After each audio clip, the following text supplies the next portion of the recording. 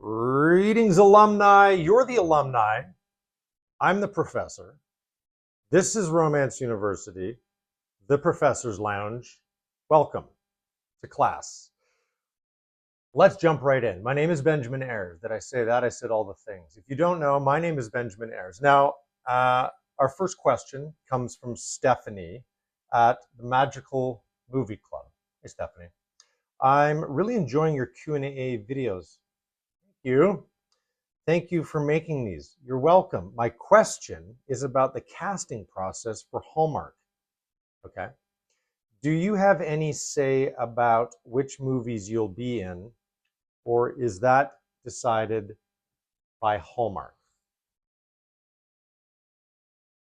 It'd be pretty nice if I just got all the scripts at the beginning of the year and just gave them a little once over and said, this is the team that I would like to put together. But that's not what happens. What happens is there is an internal executive board, casting directors, lots of stuff that goes on, producers involved in who's going to be cast. So no, we have no say over which movies we get or which ones we do. Could turn down an offer if you wanted to. I will admit that when I first started at Hallmark, there were a couple movies that came that I had turned down. They were Christmas movies. I didn't even understand the whole Christmas Hallmark tradition and that season, Countdown to Christmas. I was working on a series at the time, and there were some conflicts, and unfortunately I couldn't do them. So that's sort of what had happened there. But I remember they were Christmas movies.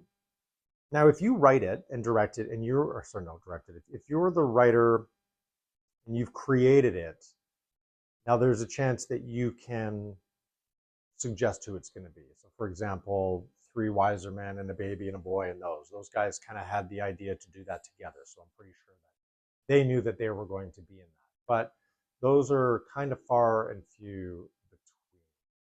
An actor develops it, there's a pretty good chance they will be in it. But as far as the casting goes throughout the year, you know, I always joke. It's like I'm just walking around until a phone call comes, and then it's like, get on a plane, and we're going to need you in Vancouver as soon as possible.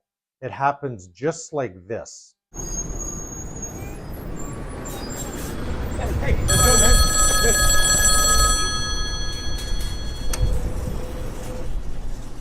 Hello? Hi, Benjamin Ayres? Yeah? This is Hallmark calling. How did you find me here? We know where all of you are.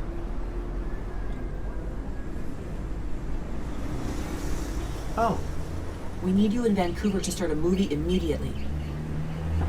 I'll be there. Like the bat call. You got to be ready. Second question.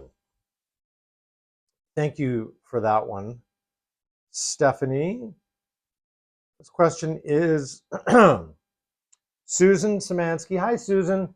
She says the question has probably been asked before. Okay. Do you sometimes add your own verbiage instead of going by the script? The question has been asked before, but I will show an example of what I think is when it didn't work. Okay.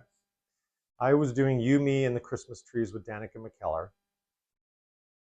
There was a beautiful moment talking about the importance of the ornaments. This tree was tender and it was soft. And I was trying to be playful within it and maybe kind of flirt a bit through humor and have fun with her.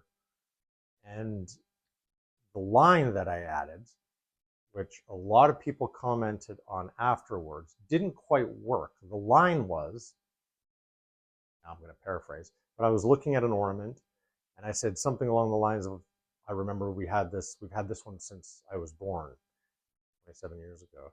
And then I kind of went on. So that's a joke. I'm not 27 years old. I don't think I look 27 years old.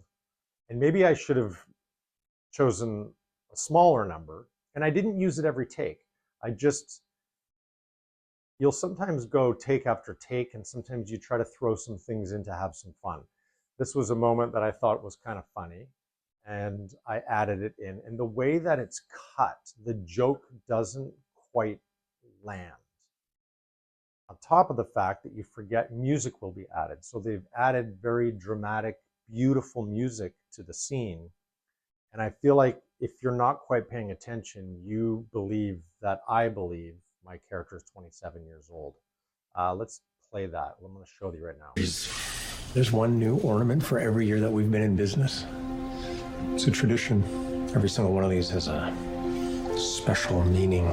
This one is from the year I was born, 27 years ago. And this one. So, yeah. Maybe you got the joke. And I bet you a lot of people did get the joke. But I will say there were a lot of reviews. You expect me to believe that this guy is 27 years old. I don't actually expect you to believe that. I expected you to think it was as funny as I thought. So the answer is, do you add your own verbiage? Quite often, actually.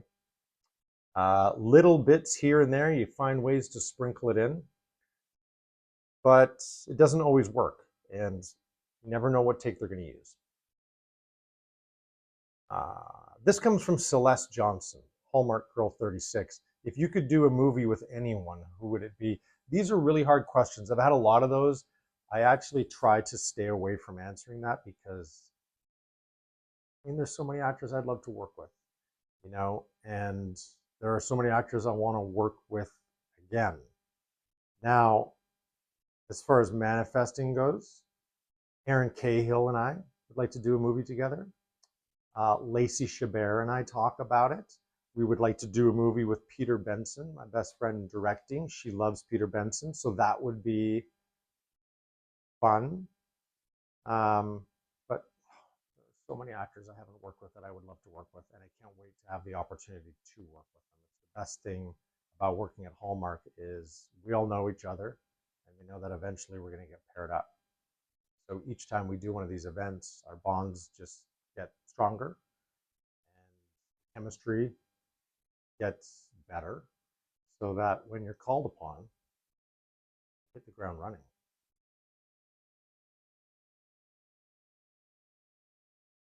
Class is dismissed.